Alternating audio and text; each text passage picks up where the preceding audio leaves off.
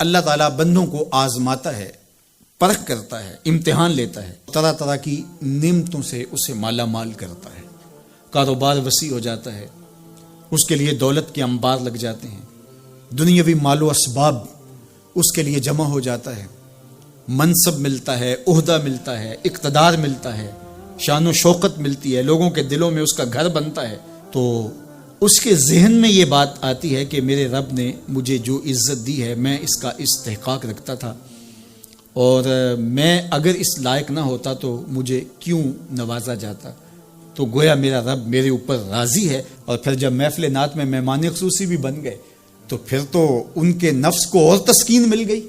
جب پیر صاحب نے بھی ان کو ہی اہمیت دی تو پھر انہیں لگا کہ واقعہ ہی ہمارا رب ہم پہ راضی ہی ہے، تبھی تو ہمیں مذہبی طبقوں کے اندر بھی اہمیت مل رہی ہے، حالانکہ وہ جانتے ہیں کہ ہم نے یہ دولت کیسے حاصل کی ہے، وہ جانتے ہیں کہ ہمیں سجدے کی توفیق نصیب نہیں ہے، وہ جانتے ہیں کہ آج اس محفل میں مہمان خصوصی سے تو کل ہم شراب خانے میں تھے، انہیں پتہ ہے، لیکن اس کی طرف توجہ نہیں جاتی، سوچتے نہیں ہیں، بلکہ وہ یہ سمجھتے ہیں کہ ہمیں یہ جو عزت مل رہی ہے یہ اللہ تعالیٰ کی طرف سے ہماری کسی قبولیت کی وجہ سے یہ عزت ہے، حالانکہ یہ ان کی آزمائش تھی، ان کا امتحان تھا۔ دوسری بات، وَأَمَّا إِذَا مَبْتَلَاهُ، اور جب اللہ اس کو آزماتا ہے، فَقَدَرَ عَلَيْهِ رِزْقَهُ، اور اس کے رزق کو تنگ کرتا ہے، اس کو آزمائش کی بھٹی میں ڈالتا ہے، فَيَقُولُ رَبِّي أَهَانَنِ، تو پھر وہ چیخ اٹھتا ہے، میرے رب نے تو مجھے ذلیل کر کے رکھ دیا۔ بیماری آ جائے، ابتلا میں مبتلا ہو تو وہ کہتا ہے کہ میرا رب مجھ سے ناراض ہو گیا۔ تو یہ انسان کی کج فکری، ایسا نہیں ہے۔ کسی شخص کو دولت کا دیا جانا یہ اللہ کی رضا کی دلیل نہیں ہے، اور کسی شخص کو غربت کے امتحان میں ڈالا جانا یہ اللہ کی ناراضگی کی دلیل نہیں ہے۔ حضرت امام رازی نے لکھا ہے کہ مکے سے لے کر طائف تک 70 ایسے نبیوں کی قبریں ہیں جن کی وفات صرف بھوک کی وجہ سے ہوئی، تکلیفوں میں، آزمائشوں میں، امتحانوں میں، ابتلاؤں میں اس کے بندے رہے ہیں۔ میرے اور آپ کے آقا و مولا حضور ختمی المرتبت کے گھر میں کبھی برابر چولہا نہیں جلتا تھا، کبھی کھانے کے لیے کچھ میسر نہیں ہوتا تھا، پانی پی کے اور کھجور کھا کے گزارا ہوتا تھا، تو یہ تو کوئی دلیل نہیں ہے۔ اللہ کی رضا کی دلیل کیا ہے؟ نیکی کی توفیق مل جانا۔ اور اللہ کی ناراضگی کی دلیل کیا ہے؟ کسی شخص کا گناہ پہ دلیر ہو جانا۔ کوئی بندہ گناہ پہ دلیر ہے اور معصیت، نافرمانیاں، اللہ کے حکموں کو توڑنا اس کا مزاج ہے، تو سمجھو اللہ اس سے ناراض ہے۔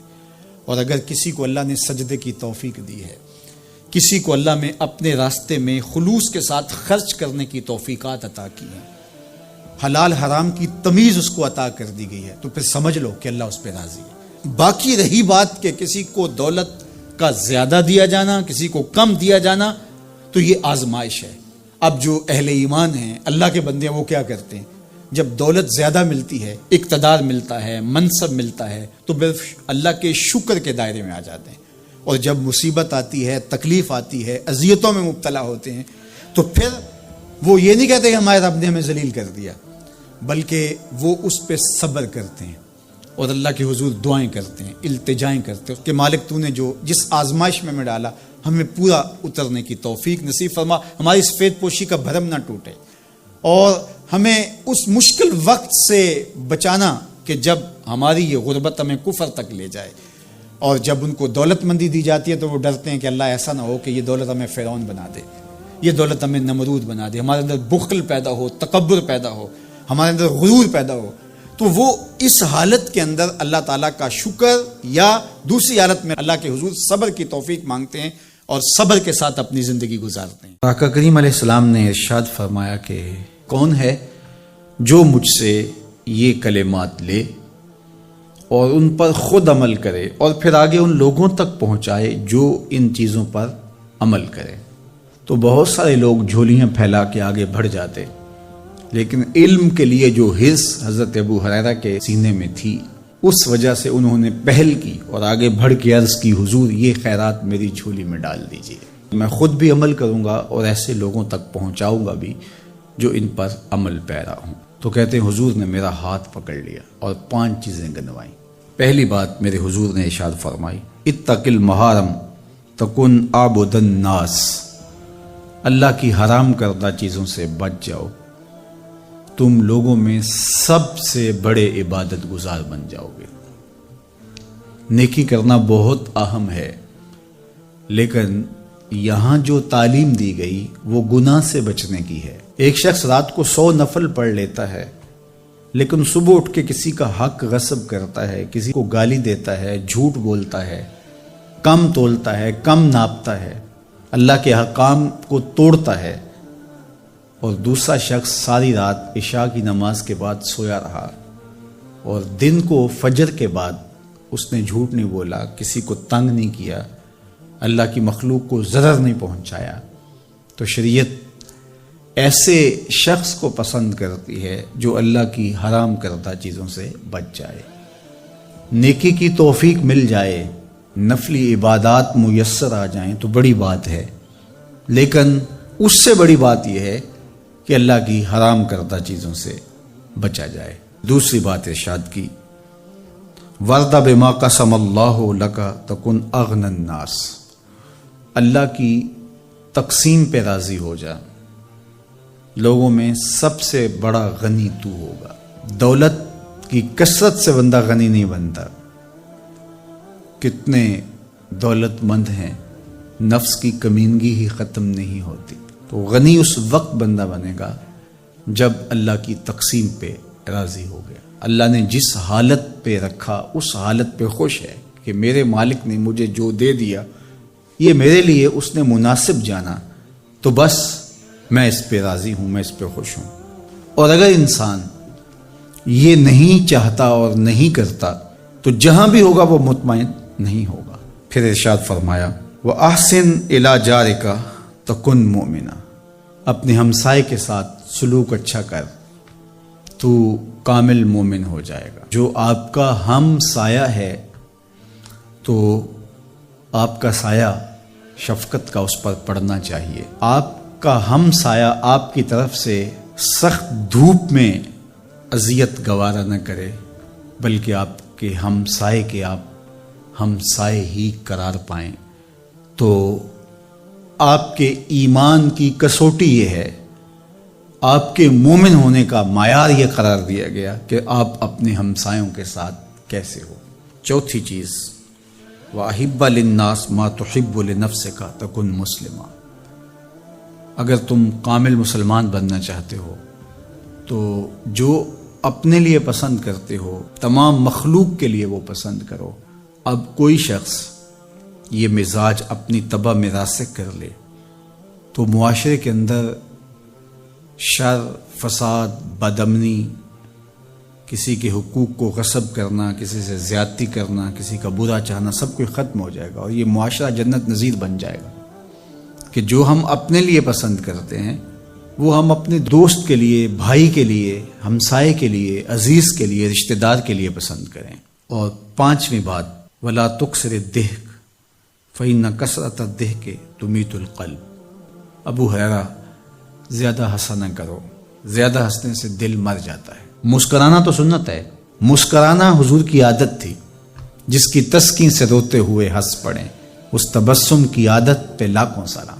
مسکرانے کے بعد اگلا مرحلہ دہک کا آتا ہے، لیکن دہک کبھی کبھی حضور سے صادر ہوا، اور کہا یہ حضور علیہ السلام سے صادر نہیں ہوا، تو کہے سے منع کر دیا گیا۔ دہک کبھی کبھی ہو اور تبسم آپ کی زندگی میں شامل ہو۔ اللہ اس حدیث پاک کا نور ہماری روحوں میں اتار دے اور ہمارے باطن میں چراغاں کرے۔ کرونا وائرس کی وجہ سے پورے ملک کے اندر لاک ڈاؤن ہے، تو اس موقع سے بھرپور فائدہ حاصل کر کے ہمیں ذکر و فکر کی طرف آنا چاہیے۔ قرآن مجید کی تلاوت، کثرت نوافل، قضا شدہ نمازوں کی ادائیگی اور دیگر امور خیر بجا لانے چاہیے۔ اپنے ماں باپ کی صحبت میں بیٹھنا چاہیے، ان کی دعائیں لینی چاہیے، اپنے بچوں کے پاس بیٹھیں، اور بہت سارے اور امور جو ہم اپنی مصروفیات کے باعث پورے نہیں کر پاتے، تو یہ موقع ہے ان کو پورا کرنے کا۔ لیکن اس موقع سے ناجائز فائدہ حاصل کرتے ہوئے بہت سارے لوگ اپنے مکانوں کی چھتوں پہ دھاتی تاروں کے ذریعے پتنگیں اڑانے کے شغل میں مصروف ہیں، تو اس شغل سے خدا را باز آئیے یہ موقع ایک دوسرے کی مدد کرنے کا ہے، نصرت اور اعانت کرنے کا ہے، نہ یہ کہ مکانوں کی چھتوں پہ کھڑے ہو کے آپ خونی کھیل کھیلیں اور دھاتی ڈور کے ذریعے سے لوگوں کے گلے کٹیں اور لوگوں کو نقصان ہو۔ تو اس سے خدا را ہمیں خود بھی باز آنا چاہیے اور اپنے بچوں کو بھی اس سے روکنا چاہیے، ان کی حوصلہ شکنی کرنی چاہیے۔ ویسے بھی علماء نے کہا کہ یہ جو پتنگ کٹتی ہے تو بچے اس کو لوٹنے کے لیے دوڑتے ہیں اس کے پیچھے۔ تو عمومی طور پہ ہمارے ہاں یہ کہا بھی جاتا ہے کہ میں پتنگیں لوٹ رہا ہوں یا لوٹ کے لایا ہوں، تو شرعاً وہ اس کی ملک نہیں تھی تو وہ کیسے اس کو اپنے پاس رکھ سکتا ہے؟ تو یہ ایسا گناہ ہے جس کو گناہ نہیں سمجھا جاتا، اور بچپن میں معصوم ذہن پر لوٹ مار کا تصور اس سے ابھرتا ہے، اور آج وہ پتنگ لوٹ کے لایا ہے تو کل بڑا ہو کے بڑا لٹیرا بنے گا۔ تو یہ ماں باپ کو سوچنا چاہیے کہ پتنگ لوٹنے کا عمل لوٹنے کی ایک مشق ہے، اور بچہ اس کو کوئی برائی نہیں سمجھ رہا اور اس کو گناہ نہیں سمجھ رہا، حالانکہ یہ مال لقطہ ہے۔ اور اگر کسی نے پتنگ لوٹ لی یا ڈور لوٹ لی تو ہمارے فقہاء نے لکھا ہے کہ 6 ماہ تک اس کا اعلان کرے، مالک کے نہ ملنے کی صورت کے اندر اس کو صدقہ کرے، وہ خود پھر بھی نہیں رکھ سکتا ہے چونکہ یہ مال لقطہ کے حکم کے اندر ہے۔ تو عمومی طور پہ ہم بچے کو بھی شاباش دیتے ہیں، اس کو بڑا دلیر قرار دیتے ہیں کہ اس نے اتنی پتنگیں لوٹی، آج اس کا یہ کمال ہے۔ تو میاں یہ بچوں کے نفسیات کے اندر لوٹ مار کے تصور کو راسخ کرنے کا ایک ذریعہ ہے پتنگ۔ اس نقطہ نظر کی طرف شاید کبھی کسی کی توجہ نہ گئی ہو، تو اس پہ بھی غور کرنے کی ضرورت ہے۔ میں تو یہ بات کہا کرتا ہوں کہ چلتی ہوئی ٹرالی سے یا ٹرک سے جو بچہ گنا لوٹتا ہے تو اس کو بچے کی بہادری اور فنکاری سمجھا جاتا ہے، لیکن آج جس نے گنا لوٹا ہے تو کل وہ ملک لوٹنے لگے گا، کل وہ اور کچھ بھی لوٹے گا۔ تو یہ چونکہ جب برائیاں شروع ہوتی ہیں تو بڑے پیمانے سے شروع نہیں ہوتی، چھوٹے پیمانے سے شروع ہوتی ہیں۔ تو پتنگ لوٹنے کا تصور لوٹ مار کی طرف لے جانے والا ہے، اور دوسرا یہ قاتل ڈور کتنے لوگوں کی زندگی کا چراغ بجھا دیتی ہے، اور کیا گزرتی ہے ان ماں باپ کے اوپر جن کا لخت جگر، جن کا بیٹا ان کے ہاتھوں کے اندر دم توڑ جاتا ہے اور گلا کٹ گیا ایک ڈور سے۔ اور ایسے واقعات ہم کتنے سنتے ہیں۔ تو میں گزارش کروں گا کہ اس خونی کھیل سے باز رہا جائے۔ اخلاقیات بھی اجازت نہیں دیتے، ہمارا ملکی قانون بھی اس کی اجازت نہیں دیتا، اور پنجاب پولیس بھی اس پر ایکشن کر رہی ہے۔ ان کے ساتھ تعاون کیجئے اور اپنے گرد و پیش کے ماحول کی انہیں خبر بھی کیجئے، خود بھی بچیے، اپنی اولادوں کو، بچوں کو بھی اس سے محفوظ رکھیے۔ اللہ آپ کی حفاظت کرے۔ والسلام علیکم ورحمۃ اللہ وبرکاتہ۔ قرآن مجید کا اسلوب بیان دیکھیے کتنا دل آویز اور خوبصورت، اور مذہب اسلام کی خوبصورتی دیکھیے۔ غریبوں کو، یتیموں کو، لاچاروں کو، اپاہج اور کمزوروں کو، بیوگان اور اراملہ اور مساکین کو مدد کرنا، ان کی اعانت کرنا، ان کو کھانا دینا، یہ تو سارے لوگ کہتے ہیں، لیکن قرآن نے کتنی خوبصورتی کے ساتھ ہمیں بتایا کہ مسئلہ کھانے کا نہیں ہے، مسئلہ ان کو عزت دینے کا ہے۔ اگر تم ان کو کھانا دیتے ہو اور تذلیل بھی کرتے ہو تو تم اللہ کی رضا کبھی نہیں پا سکتے۔ اللہ کی رضا تمہیں تب نصیب ہوگی جب تم ان کی عزت نفس کا خیال رکھو گے، ان کی تذلیل نہیں کرو گے۔ تم ان کی تصویریں سوشل میڈیا پہ اور اخباروں پہ ڈال کر کے ان کی تذلیل کا سبب اور ذریعہ نہیں بنو گے تو پھر تمہارا رب تم سے راضی ہے۔ تو بات کھانا دینے کی نہیں ہے، قرآن کہتا ہے تم ان کی خدمت کرو، ان کو کھانا کھلاؤ، لیکن اس چیز کا تمہیں پہلے خیال ہونا چاہیے کہ تم ان کی عزت نفس کو مجروح نہ ہونے دینا۔ وَرَجُلٌ تَصَدَّقَ بِصَدَقَةٍ فَأَخْفَاهَا حَتَّى لَا تَعْلَمَ شِمَالُهُ مَا تُنْفِقُ يَمِينُهُ۔ میرے حضور نے فرمایا جس شخص نے صدقہ کیا اور اتنے مخفی انداز میں کیا کہ جو دائیں ہاتھ نے خرچ کیا بائیں ہاتھ کو اس کا پتہ ہی نہ چلا، قیامت کے دن جب کوئی سایہ نہیں ہوگا اللہ ایسے شخص کو اپنے عرش کا ٹھنڈا سایہ نصیب فرمائے گا۔ کتنی بڑی بات ہے۔ قرآن نے ہمیں سرًا و اعلانیہ دونوں طریقے بتائے ہیں۔ اعلانیہ بھی خرچ کر سکتے ہو، مخفی بھی خرچ کر سکتے ہو۔ لیکن اعلانیہ خرچ تم تب کرو گے جب کسی کی عزت نفس کا مسئلہ نہیں ہوگا. آپ مسجد کے لیے فنڈ مانگ رہے ہیں، کوئی بات نہیں، یہاں تو کوئی ایسا شخص نہیں ہے، لیکن کسی ایک شخص کو دے رہے ہیں تو پھر آپ کو اس بات کا خیال کرنا ہوگا، اس وقت پھر مخفی کرنا تمہارے لیے ضروری ہے. اسی طرح اگر تم ترغیب کے لیے کر رہے ہو تو کوئی بات نہیں ہے، لیکن اس میں بھی تم یہ خیال رکھو کہ ترغیب میں بھی کسی کا دل نہ دکھنے پائے، کسی کی تصویر نہ آنے پائے. ترغیب دلانے کے بہت سارے طریقے ہیں، لیکن ترغیب دلانے سے قبل اپنے دل سے سوال کر لو، ترغیب کے پیچھے چھپی ہوئی کہیں ریاکاری تو نہیں ہے. چونکہ ریاکاری جو ہے یہ کالے پتھر پر کالے رنگ کی چونٹی چلے تو اس کی چال سے بھی زیادہ باریک ہے. تو یہ بڑی باریک چال ہے. تو بعض کا بندہ کہتا ہے میں تو ترغیب کے لیے کر رہا ہوں، لیکن اس کے پیچھے اس کا نفس کھڑا ہوتا ہے اور اس کے نفس پہ یہ شاک ہوتا ہے کہ وہ بغیر تشہیر کے کرے، تو وہ ترغیب کا نام لے کے اپنی اس ریاکاری کے اوپر ترغیب کا پردہ ڈالنا چاہتا ہے، لیکن ہوتی ریاکاری ہی ہے. تو یہ اپنے آپ سے پوچھے. بندے کو پتا ہوتا ہے کہ میں کہاں کھڑا ہوں. اقبال نے کہا تھا کہ ملا سے نہ پوچھ، اپنے دل سے پوچھ. تو بندے کو پتا ہوتا ہے کہ یہ ترغیب ہے یا اس کے پیچھے چھپی ہوئی ریاکاری ہے، اور ریاکاری تھوڑی سی بھی اللہ کو قابل قبول نہیں ہے.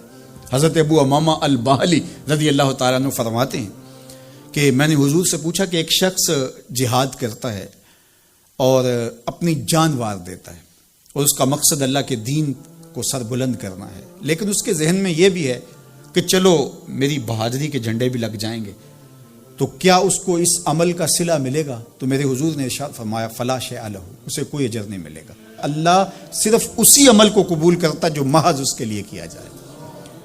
تیرے عمل میں اخلاص ہو تو اس کا اجر کچھ اور ہے. حور و خیام سے گزر، بادہ و جام سے گزر. جو محض اس کی رضا کے لیے عمل کیا جائے وہی عمل ہے. حضرت معاذ بن جبل رضی اللہ تعالیٰ عنہ حضور کے روضہ انور کے پاس بیٹھ کے رو رہے تھے. حضرت عمر گزرے تو رک گئے. کہا معاذ رو رہے ہو؟ کہا کہ صاحب مزار کا ایک فرمان یاد آیا جس نے مجھے رلا دی. تو کہا وہ کیا فرمان تھا؟ کہا ایک دن حضور نے کہا تھا تھوڑی سی ریا بھی شرک ہے، تھوڑی سی ریا بھی شرک ہے. تو ضرور رکیے. آپ ترغیب کا نام لے رہے ہیں کہ میں ترغیب دینے کے لیے کر رہا ہوں، لیکن ذرا ایک لمحے کے لیے رک کے اپنے آپ سے سوال کر لیجئے، ترغیب کے پردوں کے پیچھے چھپی ہوئی کہیں ریا تو نہیں ہے؟ اگر ریا کہیں چھپی ہے تو عمل ضائع ہو گیا، عمل برباد ہو گیا. کیتی کتری پئی کھو محمد تے سکہ بنیا زردہ، سب کچھ برباد ہو گیا. اس لیے محض اس کی رضا کے لیے ترغیب بھی اگر آپ کی نیت ہے تو اس سے قبل اچھی طرح اپنے آپ کو جانچ لیں کہ ہم کھڑے کہاں ہیں.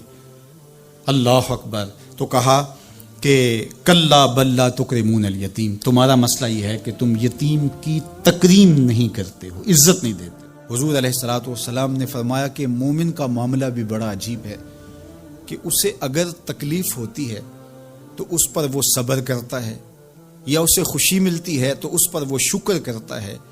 تو دونوں صورتوں میں اللہ اس کو اجر عطا کرتا ہے، اور یہ صرف شان مومن کی ہی ہے کہ وہ مصیبت پر صبر کرے. بلکہ فرمایا کہ مومن کے پاؤں میں کانٹا بھی چبھتا ہے تو اس کا بھی اس کو اجر دیا جاتا ہے، اس کے درجے بلند ہوتے ہیں، اس کے گناہ معاف کر دیے جاتے ہیں، اس کی خطاؤں سے درگزر کر لیا جاتا ہے. لیکن یہ مشروط ہے اس تکلیف کو صبر کے ساتھ برداشت کرنے سے. اگر وہ واویلا کرتا ہے، ناشکری کے کلمات کہتا ہے، تو تکلیف تو ختم نہیں ہوتی لیکن اجر زائل کر دیا جاتا ہے.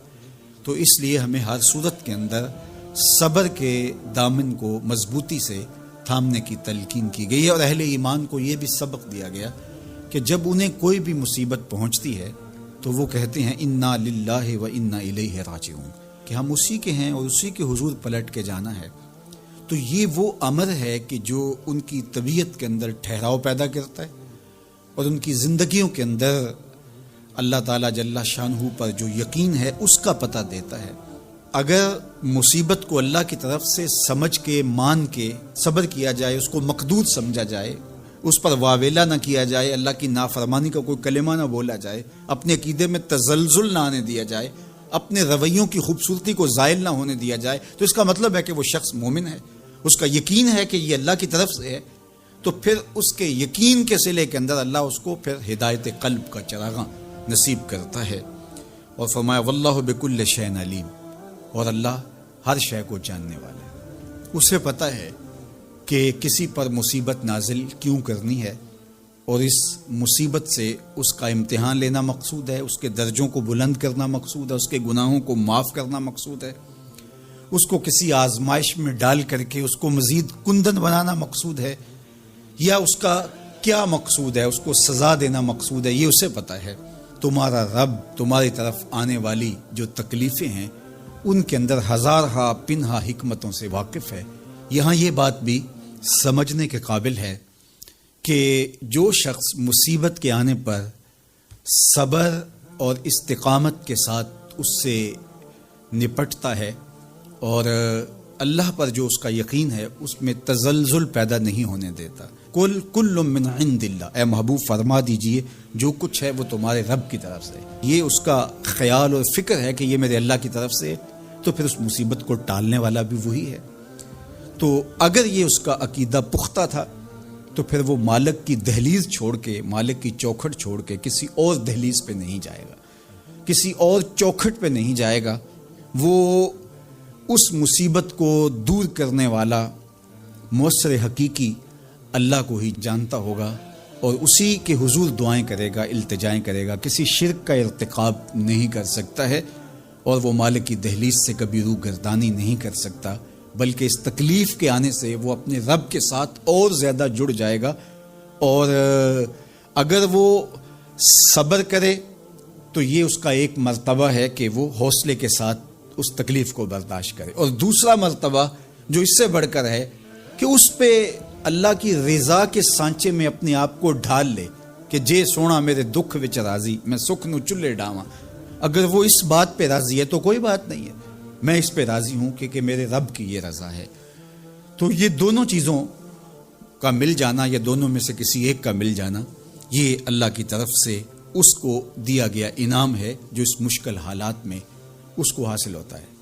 اب وہ کس کیفیت میں ہے اللہ تعالیٰ اس کو خوب جانتا ہے کہ وہ اس پہ صبر کر رہا ہے یا اس کا اندر ڈول رہا ہے، اس کا عقیدہ کمزور تھا اور وہ کمزوری کے باعث جو ہے وہ تزلزل کا، تذبذب کا شکار ہو گئے، تو یہ تمہارا رب خوب جانتا ہے۔ تو تمہارے سینے کے اندر چھپی ہوئی کیفیت تمہارے رب نے لگ جاتا ہے، سوال کا دروازہ کھول دیتا ہے، اللہ اس کے لیے محتاجی کا دروازہ کھول دیتا ہے۔ حالات سخت بھی ہوں، اگر قابل برداشت ہوں تو ان کو برداشت کرنا چاہیے تاکہ سوال کی عادت نہ پڑے۔ انسان مخمسے کی حالت میں ہو، مجبور ہو جائے تو وہ ایک الگ بات ہے، مخمسے کی حالت میں سوال جائز ہو جاتا ہے، لیکن اگر حالت مخمسے کی نہ ہو تو پھر سوال نہیں کرنا۔ تھوڑی سی مشکل آئی اور اناج بٹتے ہوئے دیکھا تو خود بھی سوالی بن کے جا کے کھڑے ہو گئے، جبکہ ہمارے گھر کے اندر اتنا کچھ موجود تھا کہ ہم گزر کر سکتے تھے، لیکن مفت کا مال ہے لہٰذا کوئی حرج نہیں ہے، تو پھر آہستہ آہستہ انسان اس کا عادی بن جاتا ہے۔ اللہ اس وقت سے بچائے کہ ہم محتاج ہوں اور ہمیں عملاً اس جگہ پہ آنا پڑے، اللہ سب کو محفوظ فرمائے۔ لیکن اگر حالات کچھ تلخ بھی ہوں تو پھر بھی اگر آپ دیکھیں اپنے آپ کو کہ کیا ہم ایسی جگہ پہ تو نہیں ہیں کہ ہم سوال کرنے جائیں، تو باہر ایک ماحول دیکھ کر کے تو لپک پڑنا، تو اس سے آپ کی طبع کے اندر سوال کی عادت پیدا ہوگی، تو اس لیے جو مانگنا شروع کر دیتا ہے پھر اس کے لیے محتاجی کا دروازہ بند نہیں ہوتا، الا یہ کہ کوئی سخت مجبور ہو جائے تو شریعت اس کو اس کی اجازت دیتی ہے۔ تیسری بات میرے اور آپ کے آقا و مولا نے جو قسم کر کے کہی، ما نقص مال عبد من صدقہ، کہ صدقے سے بندے کا مال کم نہیں ہوتا۔ آپ کا اکاؤنٹنٹ کہتا ہے کہ اگر اتنے پیسے اتنوں سے نکال دیے گئے تو باقی اتنے بچیں گے، کیلکولیٹر کا حساب بھی یہی ہے، لیکن میرے محبوب فرماتے ہیں کہ میں ضمانت دیتا ہوں کہ صدقے سے مال کم نہیں ہوتا، تو اس لیے تم راہ خدا میں خرچ کرو گے تو میرا رب کہہ رہا ہے خیر لانفسکم، یہ تمہارے لیے بہتر ہے، تمہیں لگتا ہے کہ اتنے کم ہو جائیں گے لیکن ایسا نہیں ہے، تمہارا مال صدقے سے گھٹتا نہیں ہے، صدقے سے تمہارا مال بڑھتا ہے، اور اللہ تعالیٰ جل شانہ ایک کا 10 گنا عطا کرتا ہے، 70 گنا عطا کرتا ہے، 700 گنا عطا کرتا ہے. فرمایا اللہ چاہے تو اس سے بھی زیادہ عطا کر دے. اور پھر فرمایا ان تقرض اللہ قرضا حسنا یضاعفہ لکم، اگر تم اللہ کی راہ میں قرض حسنا دو تو وہ دگنا کر کے دے گا. اچھا، یہ کیسا اللہ کا انداز بیاں ہے کہ خود مال دے کے خود کہہ رہا ہے مجھے قرضہ دو، اور پھر خود کہتا ہے میں دگنا دوں گا. دیا ہوا کس نے ہے؟ اسی نے. اور کہتا ہے کہ جو میں نے تمہیں دیا ہے اس سے مجھے دو، اور میں پھر اس کو اپنے دیے ہوئے مال سے دیے گئے مال کو دگنا کر کے تمہیں لوٹاؤں گا. اللہ اکبر. اور پھر فرمایا وَيَغْفِرْ لَكُمْ، اور تمہیں بخش بھی دوں گا. واللہ شکور حلیم، وہ شکر گزار بھی ہے اور حلم والا بھی ہے. اللہ اکبر. وہ بردبار بھی ہے، وہ تمہارا شکر گزار بھی ہوگا، تمہیں دگنا کر کے بھی دے گا، تمہاری مغفرت بھی کر دے گا، اور تمہارے مال میں کمی بھی نہیں آنے دے گا، اور یہ بہتر بھی تمہارے لیے ہوگا. یہ تمہاری آزمائش تھی، تمہارا مال تمہیں دے کر تم سے مانگا، اور جس کے لیے مانگا اس کو اللہ ڈائریکٹ بھی تو دے سکتا تھا، لیکن کہا کہ اس کی آزمائش ہے کہ اس کو غربت کی بھٹی میں ڈالا گیا. تمہاری آزمائش یہ ہے، تمہیں فراوانی دی گئی. اب دیکھیے کہ وہ آزمائش میں پورا نکلتا ہے، تم آزمائش میں پورے نکلتے ہو، دونوں آزمائش میں پورے نکلتے ہیں، یا پھر تم نامراد اور ناکام ہو جاتے ہو. اللہ اکبر. اللہ جل شانہ پورے عالم کے اوپر پھیلی ہوئی وبا کو دور فرمائے، بالخصوص امت مسلمہ کی خیر کرے، اور میرے وطن پاکستان کو امن کا، نور کا، رحمت کا گہوارہ بنائے، اور یہاں نظام رسول کی بہاریں پیدا کرے. اللہ ہمیں معاشی بحرانوں سے نکال کے معیشت کا استحکام عطا کرے، اور ایک دوسرے کے لیے جذبہ احساس، جذبہ ہمدردی اور راہ خدا میں خرچ کرنے کا جذبہ فراما ہمارا مقصود کرے. کہ اے تن رب دا سچا حجرا،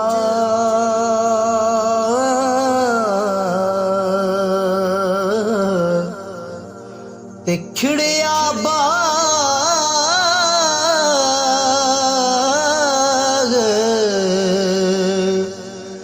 بہاراں